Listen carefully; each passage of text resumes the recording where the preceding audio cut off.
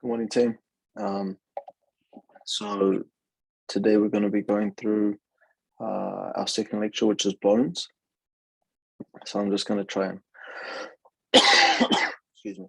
I'm just going to try and have a conversation with myself and see if we can increase our knowledge in terms of some of the stuff around bones. So what we're going to be going through in this video is the functions of the skeleton, the bone classifications, the structure of a long bone, and we'll talk a little bit about the different types of cartilage in the human body.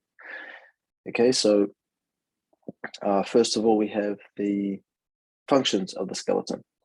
Right, so if we're looking at the functions of the skeleton, there are 5 main functions, and all of these functions are the purpose of what the skeleton has been designed to do.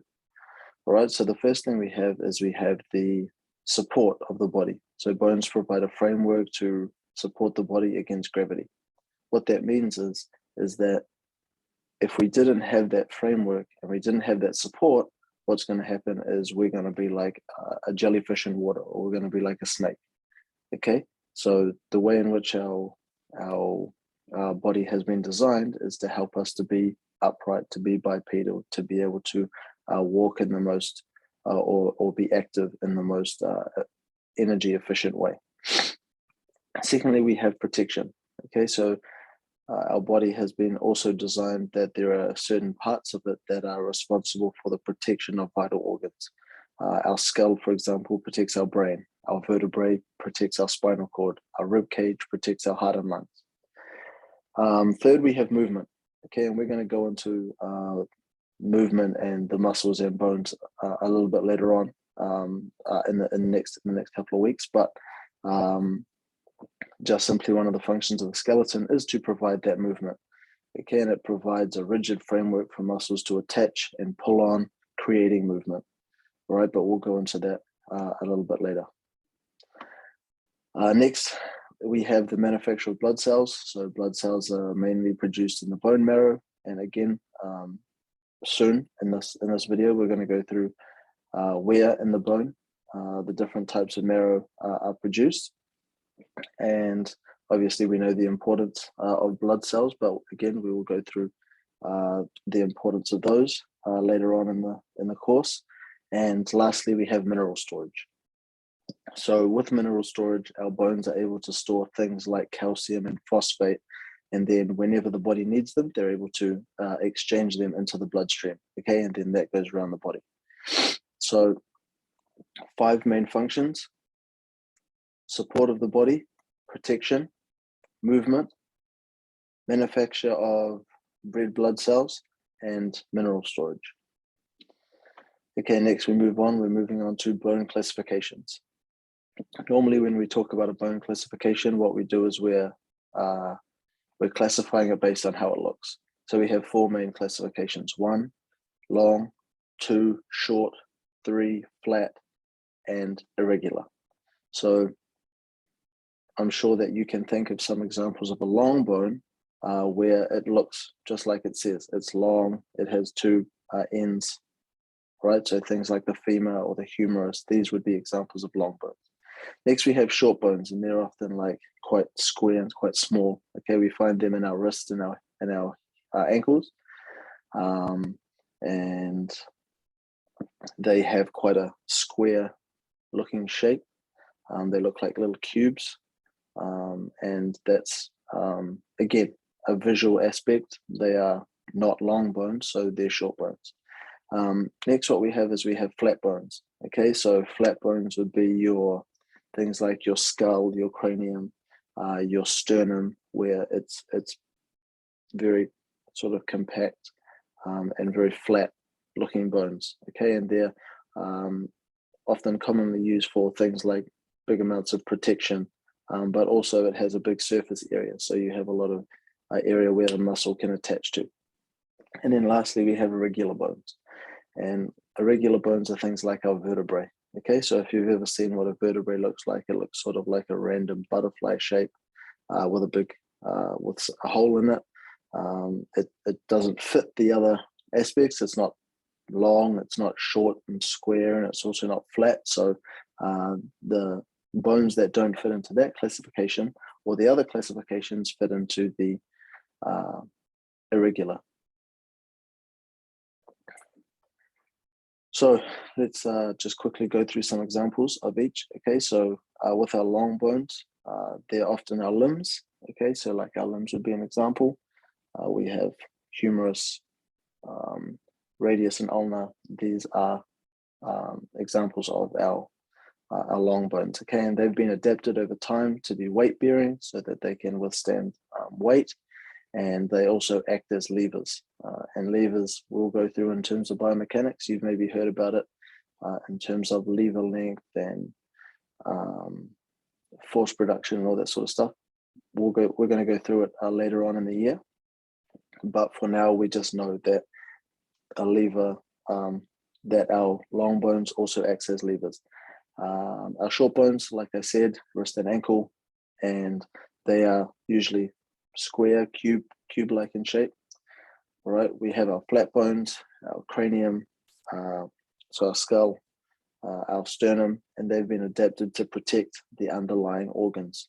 But like I said, they also have an incredibly flat surface, which allows for muscle attachment. And then lastly, we have the irregular bones. They don't fit any of the other classifications, and they sort of vary in shape. So the humerus, so each vertebrae might be a different size or a different density or thickness, and therefore each of the bones, become a little bit different. Okay, long bone structure. So when we're thinking about a long bone, what I want us to think about is that when we're peeling it back, if you will, it's like peeling back a chocolate bar. All right. So we'll talk about the chocolate bar as a whole first, and with the wrapping and everything on it, and then we're going to peel back, and then we'll reveal the chocolate, and then you take back the chocolate and you reveal the caramel, and you peel back the caramel and you reveal some nuts. I'm not sure. But as an example, I want you to think about it like that. So first what we have is the long shaft, okay? And within the long shaft, I'm just going to quickly shoot off and see if I can find a long bone for us to use. That was a fail. I wasn't able to find one, but what I want us to think about is we have a long shaft, okay? And I'm going to try and see if I can draw a nice big picture for us on the board. I apologize if I make an idiot of myself. Art was definitely not my thing. Okay, so what we have is we have a big long shaft and long bones, okay? And within that, what they're called, the big long shaft is called our diaphysis. All right, so through the middle, you've got this big cavity, okay, which again, remember, we're going to peel back and talk about that. But within the middle of the shaft, okay, so the shaft will there'll be an area like this, an area like this. We'll talk about that, and then there'll also be two sort of big areas. And within the middle of our shaft, what we have this big cavity. And this is called the medulla cavity. Okay, so right now what we have this here, the long shaft. Okay, and what's that called again?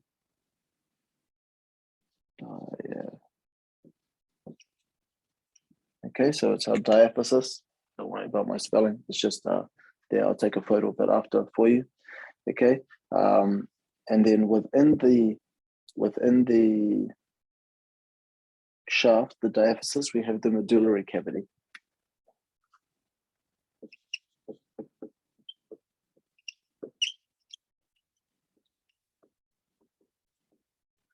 Okay, the medullary cavity. All right. Now, what happens in that medullary cavity, which is inside the shaft, is it contains yellow marrow.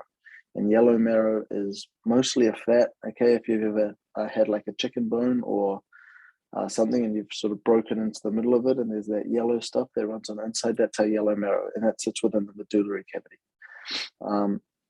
What happens is with that medullary cavity, it's mostly fat, but when needed, your body can then convert it back into red marrow, and we'll go into what red marrow is, the assist in the production of red blood cells. Okay, so next what we have is we have this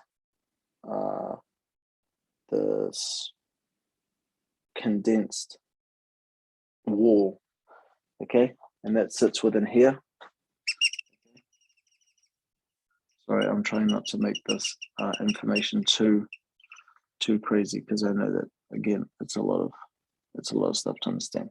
But inside here, what we have, this is dense, this is very compact, okay, and so because of that, it's called compact bone. Okay, so around the outside of our medullary cavity, okay, within the diaphysis or the shaft, we have these pillars, okay, that make our bone nice and strong, okay, and they're really, really compact bone cells, and they're called, that's called the compact bone. Okay, then what we have after that is we have these two big spongy bone areas that sit at the top and bottom of the long bone. Okay, they sit on the top and the bottom of the diaphysis, and they have like a honeycomb like quality to them. Okay, and this is what we call spongy bone. Okay, within the spongy bone is where we're going to find our red marrow. Okay, so spongy bone is located at the top and bottom. The spongy bone is also the site of red marrow, which is responsible for red blood cell production. Okay, so here we have yellow marrow, mostly fat that can be turned back into red marrow when needed. And then at the top of the bottom, we have our spongy bone. Okay, and within our spongy bone, this is the location of our red marrow. And our red marrow is responsible for red blood cell production. Okay, and then what we have is we have this like fibrous wrap, and this is that casing that I'm talking about, that plastic wrapper, tinfoil wrapper around the chocolate bar. Okay, and that wraps nicely all around the bone. Okay, and it's just a fibrous layer that protects sort of everything that sits inside it. Okay, now that is called our periosteum, and it just protects the bone cells that sit underneath it. Okay, so just like the wrapper does on the chocolate bar. I don't know why I'm talking about chocolate bar. Often some of my examples will be about food because I'm always hungry. But and I'm a sucker for chocolate, to be fair.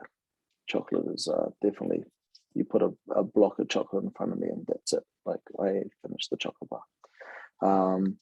So the periosteum wraps around the outside of the bone and protects everything that sits inside it, just like the wrapper will wrap around the chocolate bar to protect what's inside it. Okay, then what we have is we have these two, I drew them at the start. Okay, so we have these two growth plates. Okay, and this is how you can tell like the maturity of the bone is based on these lines. Okay, and these are called our epiphyseal lines. Okay, epiphyseal lines. Okay, and they're our growth plate.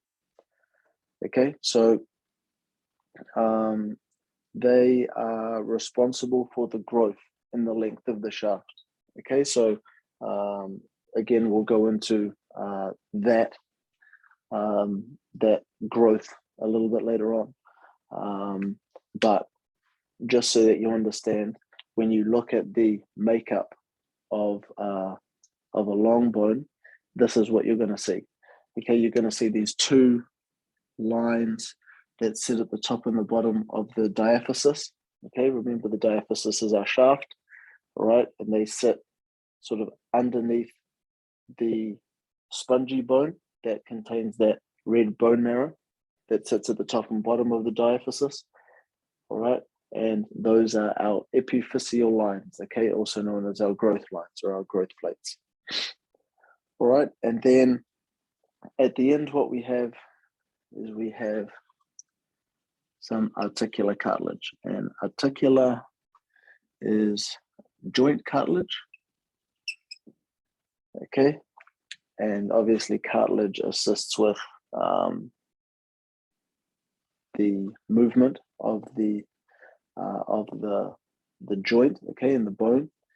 So for me, for example, my articular cartilage in my hips and on the top of my femur has started to wear down. So now it's my bone on top of my femur is starting to crack because of just when you're young and you're trying to become a professional football player or a professional sportsman, and the coaching at that level doesn't know about maturation or the body or how to prevent injuries, and you're overtraining and you're putting your body under stress. So as it's growing, it's also under far too much stress for that. And so I started to get a breakdown of my articular cartilage quite early, and now because of that, my articular cartilage has come down. So, and this is to help with that smooth movement of the bone. Also, a little bit of force absorption.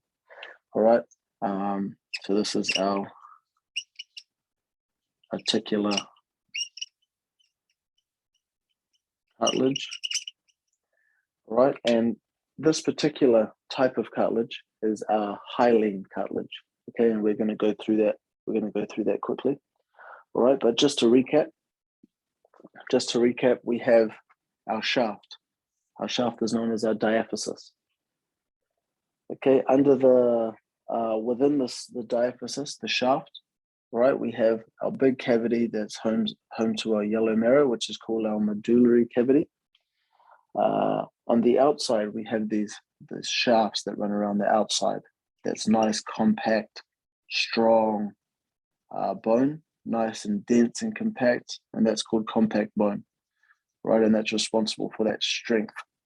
Right on the outside of the diaphysis, on the top and bottom end of the shaft, we have our epiphyseal lines, okay, also known as our growth plates. We have our spongy bone, top and bottom, okay, top and bottom. We have our spongy bone that's home to our red marrow. It looks quite spongy, very honeycomb-like, and that's where our red marrow sits. And remember, our red marrow is responsible for our red blood cell production.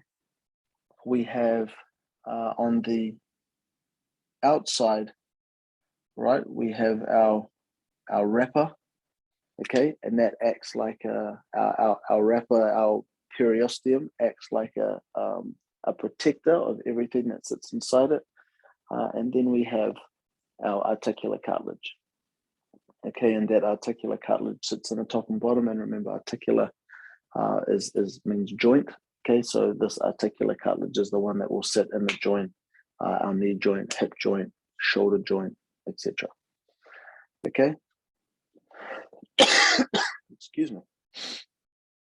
All right. And actually, I think we'll call that a video. All right. We will go next one. We'll go into cartilages. Okay. If you have any questions about the function of the skeleton, the different types of bone classifications, or the structure of a long bone, right, make sure you just write down some questions underneath the video in our group chat. Otherwise, I will let you know about the next one. Good job, team.